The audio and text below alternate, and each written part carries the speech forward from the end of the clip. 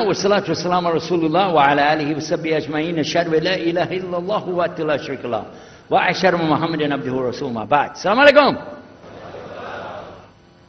My name is Yusuf. Did you say Yusuf? You say Yusuf. Yeah, very good. I wish you'd teach my wife. She keeps mispronouncing it. She calls me useless.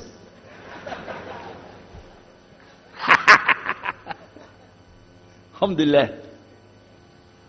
Now, how many of you were in the program today? I was teaching us, trying to teach about how to call the people to Islam called da'wah. I just used an example what I was telling you about. Remember I was telling you when you introduce yourself to somebody, you got to get friendly with them. So I just used an example right there. Because this will disarm the people. This disarm them and make them relax a little bit. Because they're coming to you with things like, how come you Muslims has to kill all the people? What kind of question is that? How come you have to beat your wives? Why does your book tell you that you're the only ones going to go to paradise? So these kind of questions, when they come to you, what are you going to do? So the first thing, as we said in the program, and I hope, by the way, if you didn't join us today, join us tomorrow. But when we're doing it, you look through the schedule. I'm not going to get into that, but just look through the schedule and join us for this whenever we're talking about the da'wah. Because part of giving da'wah is you. And if the people aren't buying it, they're not going to listen to what you got to say. So you got to soften them up a little bit. Got me? Okay, where are we? The subject tonight is the subject of priests and preachers entering Islam. And often people ask me, we heard about you used to be a priest or something and you came into Islam, so, tell us about it. We want to know, how does that happen? And it's not just Muslims who want to know. Non-Muslims would like to know the story too, because they feel like, you mean you didn't understand? I mean, you were a priest, you didn't understand about Jesus? Come on, man! So, it's a topic that I talk about a lot. The first thing I have to do is clarify a couple of points. I was not a priest. In the English, we use the word priest to mean somebody who is in the Catholic Church. If you're not from the Catholics, if you're from the Protestants, then you don't use that term. We usually use the term, for instance, pastor, minister, preacher, reverend, and these are some of the titles. We came up with an awful lot of them because that's the way humans are, right? Give ourselves titles. So, I was a preacher and a minister of music. But that doesn't really matter, but just if you're talking to a Christian and you say a priest, he's going to say, oh my God, how is that? And when they find out, oh, you weren't a Catholic, well, that's a lie then, you weren't a priest. So I want to clarify that. As a matter of fact, I will tell you in my own estimation, I'm probably the least of the factions within this equation. Because there were so many other people that came into Islam the same time I did. That's why it takes a little bit of time to tell the story. But they asked me to tell it tonight, so we're going to do that. But I want you to listen carefully to realize what goes through the mind of a person that's not Muslim. Okay?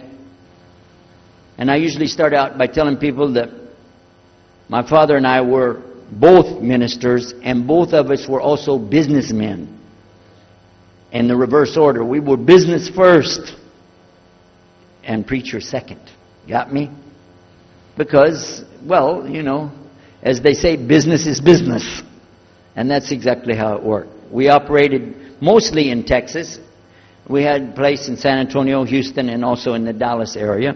And we were very concerned about Christian conditions. So my father started something called Concerned Christian Centers. And basically, if you look at it from a material point of view, it was a place to sell stuff. But what we would do is take consignment things in. People could bring things into us, and then we would sell it and keep part of the money. And keep a lot of the money. But anyway, they would bring in what they make with their hands, arts and crafts. And a lot of old women, they like to sit around and make things, then they give it to us. And this helps the church, which is called the church, and then it helps them as well. So it became like business and religion tied together, and that's very common in our country. At one point, my father told me, we're going to start doing business with a man from Egypt. Well, I said, well, oh, this is great. International sounds good. We can put this in our business card. We're international. He said, and this man, he's from Cairo, Egypt. And that's where, if you know, they have the Nile River. They have those big pyramids. They have the Sphinx, Abu Hul. You know, they got everything. I'm saying, oh, this is good. He said, and he's a Muslim. I'll never forget it. I've told the story many times, but it's just like it happened yesterday. I'm standing in between the kitchen, in the dining room and the living room area. You know, like this when we're talking, and I just stopped like this. I said, what? A Muslim? No way. No way do I want anything to do with that. Dad, come on, you should know better than anybody. Because we were linked in with other preachers. My father supported people like Pat Robertson. Huh? You know him? Pat Robertson? And Oral Roberts. He's not very popular anymore, but he used to be real strong. And his ministry up in Tulsa, Oklahoma. In addition to that, people like Benny Hinn. I don't know if you heard of Benny Hinn. He's coming over this way, so look out. And there's many of them. John Hagee, and the list goes on. Jerry Falwell, Jimmy Swaggart. Some of the names, maybe you heard those before. We know these people. We know all about them. All about them. Okay?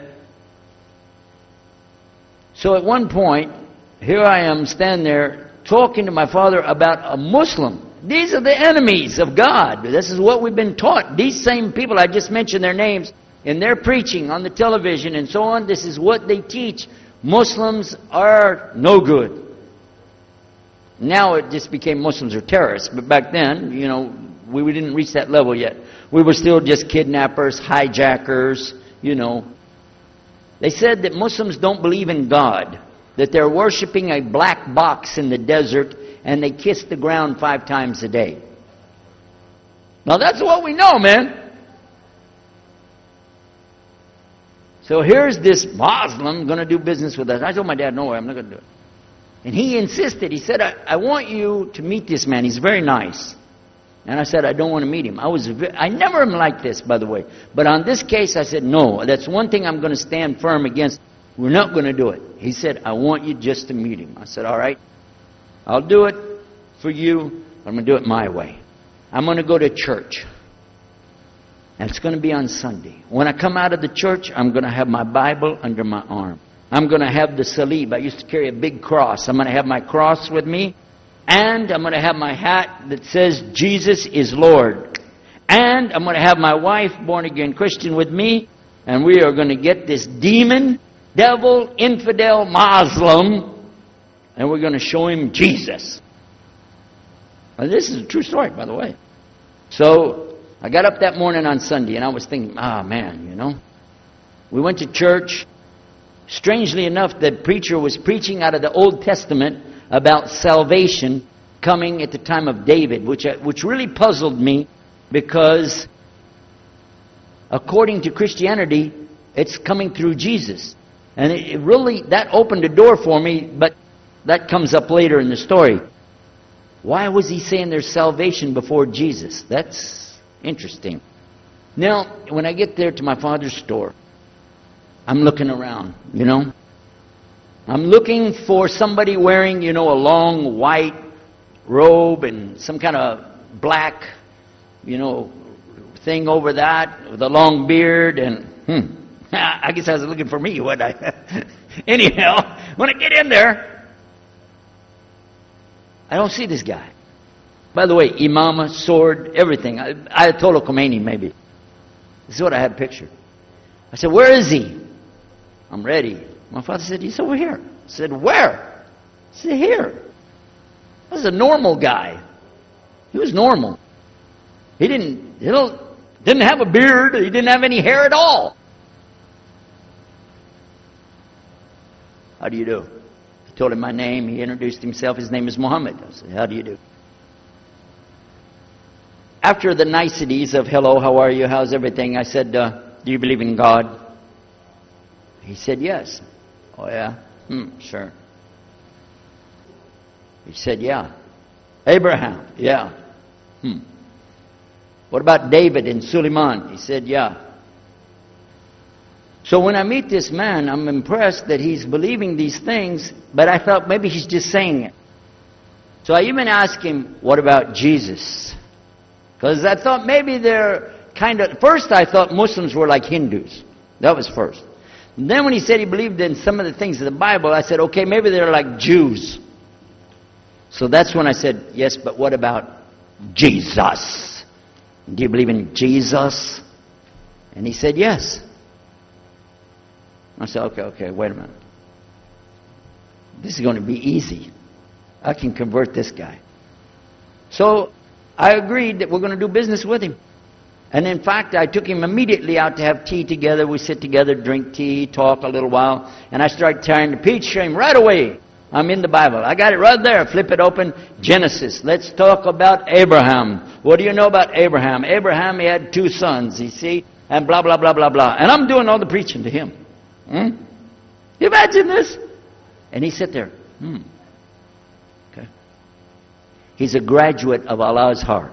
And like this. Get me? You know what I'm saying?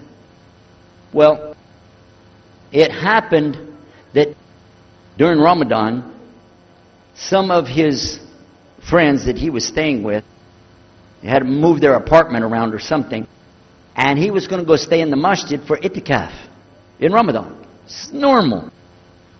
We didn't understand. I thought he has nowhere to go, and I told my dad, this man has nowhere to go. And my dad said, no, he's got money. I said, no, he doesn't. Dad, I'm telling you, he has no place to go. I heard him say he's going to go live in the mosque. To a Christian, if you're going to live in the church, ooh, that's the worst. So I said, let me offer that he can stay at our place. And my dad said, no, you don't do that. That's not right. I said, no, I'm going to offer it to him. I went to him and I said, how would you like to come stay at our place? He said, no, I want to go and stay there. I want to stay in the mosque, and it's something good. I said, oh man, look at this poor man. Oh my God. He doesn't know, he just, oh, poor soul. Please come and stay in our house. And he said, no, I can't. I need to go stay over there. I said, I'm scratching his dignity. So I told him, listen, no. I want you to come and you can pay. You can pay money and stay with us. He said, how much? I said, $15 a week. Which in America is like nothing. $15 is nothing. I said, and then he kind of hesitated. I said, and we'll pay for all the food. Well, you eat $15 worth of food in one day in America. He said, okay, all right. And I told my dad later, I said, see how I did that? Because now he'll stay with us. He knows he's getting a good deal on the food, and I was making it all about money. Well, I didn't know he wanted to come and stay with us. He wanted to learn about how are Americans and how is the dawah going to be. What do we believe? Especially people who are preaching. So he came and stayed in our house. And I said, well, now that's good. I'll travel with him and go with him in places, and he'll see and he'll learn about Christianity. As we were traveling and working together, we put up tables just like this and booths and things and set things out for people to come and look at them and sell things. And I caught him one time. When somebody wanted to take something from the front, he took it from the back and gave it to him. And I looked at him. And the next time somebody started to take something, he took from the back and gave it to him. I said, hey, Muhammad, we take the stuff from the front because that's the old stuff. The new stuff in the back, just hold it back. You know what I'm saying? This is dated material. Get rid of the junk first. He said, no, I can't. In my religion, we can't sell something unless we give the people the best. I said, got me on that one. And I'm supposed to be telling him about a better deal. I said, okay, yeah, whatever. You're never going to make any money, though. But that's all right. Over a period of time, I came to learn a lot of things. Also about being humble. A lot. Because this man was obviously well-educated, very articulate, could really talk about a lot of subjects.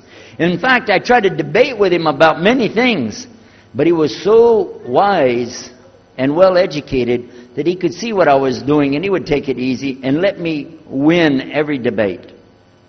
I could win any debate with him if he wanted me to. But if he wanted me to lose, I was going to lose. This was how well he could handle it. Now what happened, one of the preachers that I knew, another preacher, who used to carry a big cross and walk down the street so people would stop and talk to him about religion, he had a heart attack and he went to the hospital. So I went to the hospital to visit him, and when I was visiting him, I met another man in the hospital who was in a wheelchair. This gentleman had a problem. He didn't want to talk to anybody. And I told him, let me witness to you. Let me share the message of Jesus with you. So I took out my Bible, and again, I started telling him about a prophet, Prophet Yunus, alayhi salam. And I'm telling them, look at Jonah. He's in the belly of the whale. He's in the sea. He's down there like this, and who knows how long. And suffering like this, you don't have as big a problem as that. And God saved him, so he could save you too. He said, didn't want to talk to me. I asked him, what's your name? He didn't want to tell me. Where are you from? He said, I'm from Venus. I said, what's that? Well, we do have, there is a Venus, Texas, by the way. But he said, you know, he's from another planet. So I kept, each time I would go, I would talk to him, witness to him. Finally, one day, he started crying. I was pushing his wheelchair around. I took him down, I rolled him around different places. He started crying one day. He said, I'm going to confess something to you. I need to confess something to you. Now, to a Catholic, confession means you're going to tell the priest all your sins. And then he's going to forgive you. Well, I wasn't Catholic. And I told him, listen, I'm not Catholic and I'm not a priest. I'm a preacher. He said, I know better than you do. I am a priest. I said, oh my God. This man is a priest and he knows the Bible better than I do. He said, I just have had a hard time. I've been here and having heart attacks, and I've been having problems and everything, and trying to figure out a lot of things. He said, I'm sorry I took it out on you. I really am. I apologize. And he started crying. And when he started crying, I felt sorry. You know, I hugged him and I said, it's okay. One day I went to the hospital, and my friend was gone. So I started visiting with the priest. And that happened one time. I went to visit him at the hospital and he was gone. And I asked him, where did he go? They said he went home. I said, home? He's a missionary priest from South America. How did he go home? She said, I don't know. He's not here. I'm sure his family. I said, he has no family. I know him personally. He has no family. Where did he go? She said, I don't know. We're not responsible for them. I said, well, let me see where he went. You got it in your file? She said, I can't do that. Those are locked up. Nobody can look in the file. And I got in the lady's face and I said, listen to me. This man could die in the street right now, and it's going to be your fault. And you're going to get sued because I'm going to sue you for him. She said, okay, his folder's over there, but I'm not going to watch. I went over and I looked for it, got the address where he went. Sure enough, he was in a place where they put people that have no place to go, a shelter. So I went to the shelter and I found him. He was still on crutches. He saw me, he started crying again. He said, please get me out of here, get me out of here. I said, okay, come live at my house.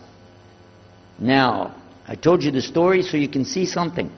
Now look, I have 2 visitors in my house. One is a Catholic priest, the other is a Muslim. And I'm thinking I can get the Catholic priest and convert him to be a Protestant. At the same time, I'm going to catch the Muslim and bring him over to Christianity. High aspirations. But it didn't work.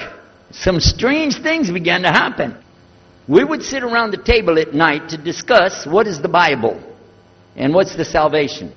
My father has a Bible. It's called King James Version of the Bible. Most of you probably heard about it, especially any students of Ahmadiyya or Zakir Naik. You've heard about King James Version of the Bible. But I work out of a different one that I've had since 1953. It's called the Revised Standard Version. And it says in it, King James Version has grave mistakes, grave errors, defects in it. It's what it says. So I began to preach out of mine, which doesn't match. And my father said, no, it's this way. I said, no, it's this way. Now my wife comes up with her Bible from Jimmy Swaggart. It's called The Good News for Modern Man. Okay? Totally different. It's written in modern vernacular. You can just, say anything you want to with it. You don't even recognize the Bible anymore. The Catholic priest, he's got another Bible. An older Bible with 73 books. We're working out of 66 books. And his is not even the same in the verses. It doesn't match up at all. And I never even knew about this subject until then. And he's saying this, and I'm saying that. My father's saying something else. My wife's on something else. And all the time, Muhammad the Muslim is sitting over there like this. So we asked him. I guess it was me. I asked him. I said, well, how many versions of your book, your Quran, do you have? He said, the Quran has no versions. There's only one. It's original. It's in the Arabic language. ذَلِكَ الْكِتَابُ لَا رَيْبَ فِيهِ. This is the book that has no doubt. Huda lil-muttaqin. It's guidance for those who have taqwa for Allah. This shield or taqwa that you have to have between you and Allah subhanahu wa ta'ala. And only certain people are going to get the huda, hidayah, dina, from this Quran. These people that have the taqwa. So when he's telling us that the Quran is one, I'm going, huh? And it's in the original language, we still have it. You know what I was thinking? He's lying. I was sure he was lying because he could see the problem we were having, and he just sat back and made that up. But I don't know Arabic at that stage, so I don't know what to say. You know, maybe, I don't know. And he left it at that. He didn't try to preach. But it put a big doubt in my mind now about, we got all these books, he's got one, and la rayba fi, no doubt in it. So another time we had another discussion that came up. Now this time I went to the other preacher who had the cross. And I was asking him, I want to be able to explain the Trinity. He said, you know the Trinity. I said, yeah, I know. And I know the Council of Nicaea when we had it. But I want to know the way to explain it so a human being can just understand it. He said, okay. It's like an apple. Just take an apple. The apple has a shell around the outside, the skin. Inside is the meat. Inside of that is the seeds. Okay? 3 things, 1 apple. That's the way. I start going back. I'm going to tell this Muslim about the Trinity. But on the way, I remember his arguing with me, his way of debating with me. I said, no, he's going to tear me apart. As soon as I say seeds, he's going to say there's more than one. So it could be 7 or 8 or 9 or 10 gods all rolled into one. No. It's got to be special. It doesn't work like that. Let me go back and try again. So I went back to him. I said, what if he says there's more than one seed in there? He said, okay. I said, and besides, it could have a worm running through it. Then that would make it go up another notch. What can I do about that? He said, okay, forget the apple. I said, okay. It's like the babe, the egg. Use the egg. The egg has a shell. Inside of the egg is the white. Inside of the white is the yellow. 3, 1 egg. That's it. That's good to go. Now I start going home again, and it hit me. Wait a minute. The egg could have a double yolk. God becomes 4, just like that. Plus, it could be rotten. I'm not going to ask him again. So at the market one day, I saw a man, and I was talking to him because I was listening to some things that Muhammad had told us about the belief in Islam, Allah is one. And so I was telling this guy, you know, I got some doubts about the Trinity. He said, you a preacher, you have doubts? I said, yeah, it doesn't make any sense. It doesn't make any sense. How could 3 be 1? He said, okay, look. You see me? I'm one man. I said, yeah. He said, my wife? Yeah. It's one person. Yeah. He said, my son? Yeah. 3. 1. One family. It's the family of God. Use that. I said, there you go. The family of God. You don't get very far on that one, and you realize right away they could have another kid just like that. But worse, they could get a divorce. You want a God that can get a divorce? Huh? In Texas, if you get a divorce, your wife gets the cars, house, your retirement check, your 501, your Keogh plan. She's going to get your computer and even your email. You got nothing left. And I don't want a God that could have a worm in it. I don't want a God that can be rotten, and I don't want a God that can get a divorce. I want to explain this Trinity the right way. Sure enough, the subject came up, Trinity. There we are. Now here's the priest trying to talk about the Trinity is like an apple. I'm going, you don't go there. And then the egg, don't worry about it. The family of God, forget about it. I know what's going to happen. So we ask Muhammad, we say, okay, what do you say about God? What do you think he said? أعوذ بالله من الشيطان الرجيم بسم الله الرحمن الرحيم قل هو الله أحد الله الصمد لم يلد ولم يولد ولم يكن له كفوا أحد. And he explained it something like this.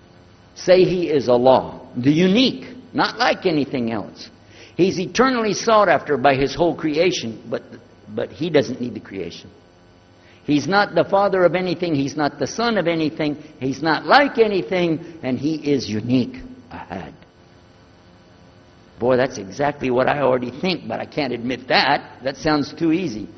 But plus in the Quran, Allah subhanahu wa ta'ala tells us to tell the Christians, don't say three. Here's a little point. I'm going to go out of the story for a minute to show you something. Nowhere in the Old Testament, the Torah, or the Zabur, the Psalms, or the Injil, which is the New Testament, nowhere in the Bible do you find the word Trinity. Not once. Not once is the word Trinity. But it's in the Quran. We have it in the Quran. It says, Thalath, tell them not to say Trinity. Oh! But they don't have it, and Allah said, don't say it. Guess what else? The word Bible is not in the Bible. Bible is from Greek, it means biblios or book. Book. But it's in the Quran many times. Is it? Kitab. Book. Ahl Kitab. People of the book. So we found in the Bible a shortage.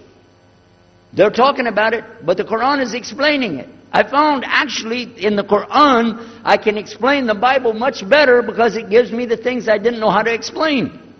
So then in my mind, look what I did. I started realizing what he was saying was true, but I never admitted it. Instead, I was taking this and mixing it. And when I would go give my next talk, I would say, so and so and so, and I would use what I learned from the Quran to explain what's in the Bible. Some of the people liked it, but some of them didn't. Because when I began to talk about salvation being based on what? And the Bible tells you in there's no Savior except God. It says it real clear. Jesus is not your Savior, God is. When I found that, I said, okay, let me try another way to explain that. Each thing as I would learn it, I'm trying to change how I'm presenting the thing. It still doesn't dawn on me, I need to do something. But I could see for sure God is only one, and so I totally forget the Trinity thing. My dad never did believe it anyway, so he had no problem with it. Now we come to some new thing. The priest asks the Muslim, can I go to your church with you? The mosque. He said, sure, come on. Well, he went, and they came back. So we took the priest aside. Come here, come here. What do they do? What do they do in there? Tell us, what do they do? Do they like kill some animals, or what do they do in there? He said, no, they just stand there like this, and they pray, and they leave. I said, what? They pray and leave? He said, yeah. Okay, what kind of music do they have? He said they didn't have any music. No music? How in the world are you going to worship God without music, man? So I asked him, Muhammad, you guys don't have any music? He said, no.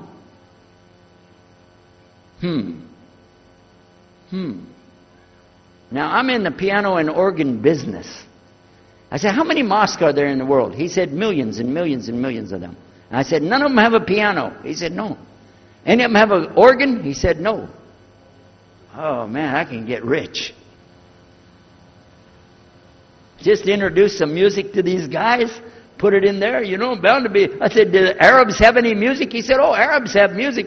I said, boy, I got it figured out, boy. I can see my next $1 million coming right straight up at me, So then the priest asked again another time, he want to go back to the masjid again. He went, this is middle of July, 1991.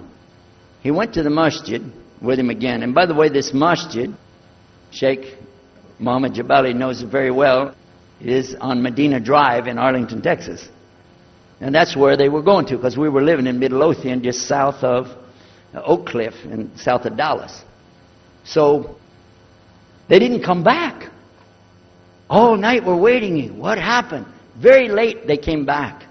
And when he came in, I looked. There's Muhammad. I recognized him. Who's the guy with him, though? He's wearing a white jalabiya, white dress like this. Has a white pillbox cap on his head. And I looked at him and I said, Pete. His name was Father Peter Jacobs, but we're not, Catholic, so I don't have to call him Father. I said, Pete, did you become a Muslim? He said, Ashhadu an la ilaha illallah, Ashhadu Muhammad Rasulullah. I said, oh my God. Now I used to have cameras like these cameras right here, because we had a television show called Estes Music Jamboree. So I got one of our cameras out, opened it up, set it all up on the tripod, and I was going to interview him and ask him, well, you went to Islam, what happened? While I was talking to him, though, he fell asleep. So it was still in my mind, and I was thinking, what am I going to do? This is too amazing. Now here I'm preaching to the people, and I'm trying to change what I'm saying, and here's a priest, just became a Muslim. My father's saying it's a good deal, it sounds all right to him, and I don't know what to do. So I decided I'll talk, make mashura. I talked to my wife. We have an apartment upstairs. We were in our apartment up there, and I'm telling her, a priest became a Muslim today. What is that? And can you imagine what they were saying about the Quran and saying about this and so and so? All of a sudden she said, I want to get a divorce. Oh, whoa. It's not the subject, but what happened? She said, no, all this talking about religion and talking about Islam, and so I can see. I said, oh, no. No problem here. No problem. I said, you thought no, I was just observing somebody else. No, I'm not interested. Trust me. I don't want to be with those Muslims. Last thing I want to do is be with a Muslim. No way.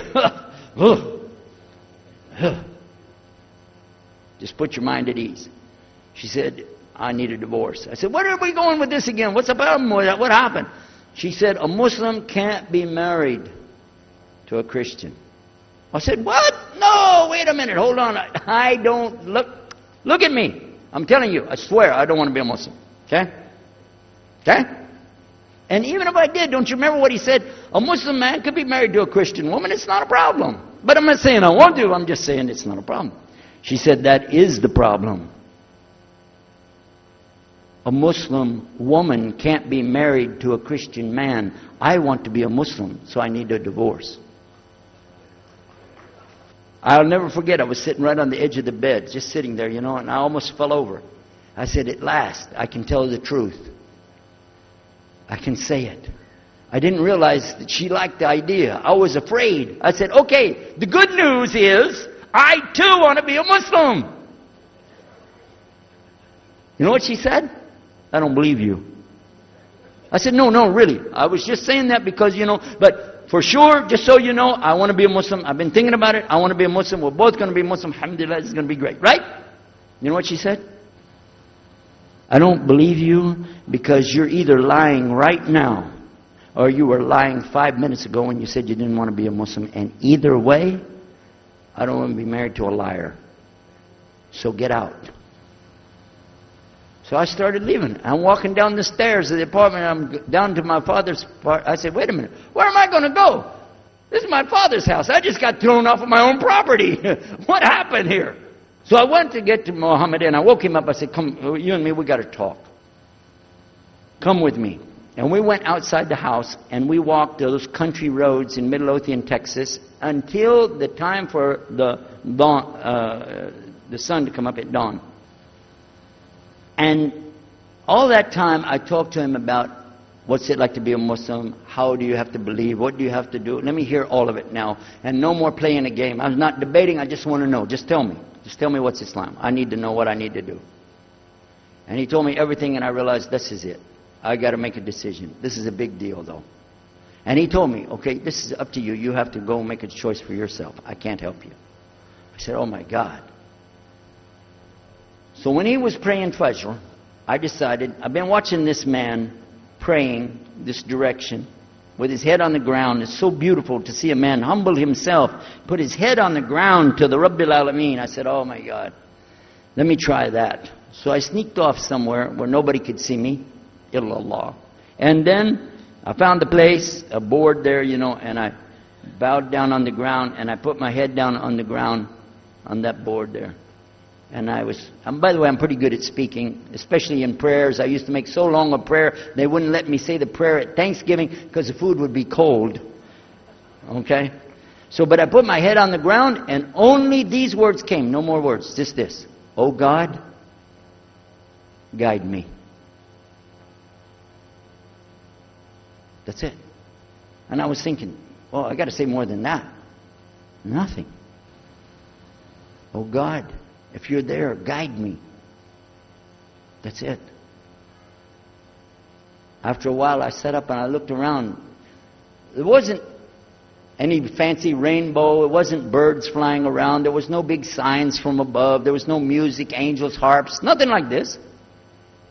It was just a cloudy day in Texas. But inside, I could realize I had to make some changes. To me, that's what I need to do. There's the problem, it's inside of me.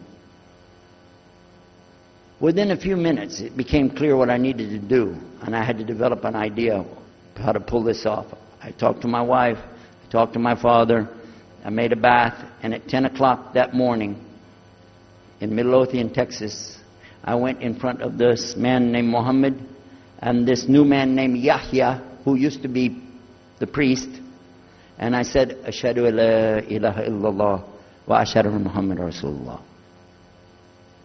Immediately after that, my wife did her shahada. Ashhadu la ilaha illallah, ashhadu Muhammad Rasulullah. A few months later, my father did his shahada. Ashhadu la ilaha illallah, ashhadu Muhammad Rasulullah. Step by step by step, we saw so many people enter into Islam. We wanted to tell the whole world what is Islam. We wanted everybody to know the real Islam. I said, how could this escape our knowledge? How could we not know about this great and wonderful thing called Islam? And it looks like all we got to do is just tell the people. I went to the Imam of the masjid there and I told him, let's tell the people. Then I found out something else about us as Muslims. And that's why we've got this convention here right now. This is why we have the exhibition. So you're going to use this week to learn how you can become, inshallah, the best Muslim you can be, and how you can show the real Islam to the people that are not Muslim. This is your duty. This is your duty. This is your language. This is your people. Just as it's my duty to give the message to my people and my language. And so the same way, it's your duty to give the message to your people. Allah will not ask you if they made shahada, but He will ask you if you delivered the message. Alhamdulillah, today, I can tell you with no doubt in my mind, we have seen thousands of people give shahada. Several hundred at a time. And I don't do it through debates. But I don't need to debate any Christian. I was a Christian. I am a Muslim. If you want, I can give you both sides. Easy. Okay? I'll play both parts. I'll be the Christian and tell you this, and then I'll be the Muslim and give the answer. And there won't be any argument. And I've done that so many times. And let me share one story with you before I end. I'm going to leave now. Inshallah. I was telling the brothers today that I was asked to give a talk in a church in Hagerstown, Maryland, just outside of Virginia. This was in 1999. And I went there and I gave a talk in the church on Sunday. Because I know how to address the people. How many years was I a Christian? 50 years? I know what they want to hear. Get them ready, and they said, oh, wow, this is normal preaching. But then when I came to the part, La ilaha illallah, I stayed on La ilaha illallah until they said, yes, that makes sense, it makes sense. There was one old lady that she was saying yes. Afterwards she said, yes, but I just don't want to do it the way you're telling me. Okay? But guess what else happened? 2 people did shahada right there. Hello? In the church. In front of their preacher. They said, yes, we agree. We like this. We want to know more. And we say there's only one God to worship. Shahadu la ilaha illallah. In front of the preacher. And one of them was his daughter. I took them to the masjid, and they did shahada in the masjid that afternoon, a Sunday afternoon. And later, the boy, he married the girl. They're Muslims living there now. Now, may I ask you a question? If I would debate and argue with this preacher and made him look stupid, would he ever bring me back again? No. I'm going to ask you a question. If you were at a place and you saw somebody change their religion to another religion in the temple of that religion, and the father was the priest there, what would you think? Is that man ever going to call me again? Do you think he'd call me again? 3 months later, he called me again. Come back again. We really enjoyed it so much. I said, how's your daughter doing? I want to remind him, see what he's going to say. He said, well, she's doing fine. She likes Islam. It's very nice and lovely. She treats us so good. You know, we're amazed at her personality. We love you guys. Could you please come back again? And I did, alhamdulillah. So I'm just showing you that it's not guidance from me, not guidance from you. It's guidance from Allah. Allah guides whom He wills. Whom He wills. So we ask Allah to guide me, all of us, and all the people. And whoever He guides, they'll be fine. But whoever Allah doesn't guide, they got a problem. Serious problem. Our job here is to do one thing. Communicate the true message. If the people don't want it, that's your choice. That's their choice. You don't have to take it. But it's our responsibility in putting this on, all the scholars that are here, it's their responsibility to tell us what's the truth in Islam and let us see for ourselves. And that's what we're going to try to do through this week. So I need you guys to listen to me. You have to participate. Your side of it. Your side of it is to show up every day. And your side of it is to bring other people. Jazakumullah khair. Wassalamu alaikum wa rahmatullahi wa barakatuh.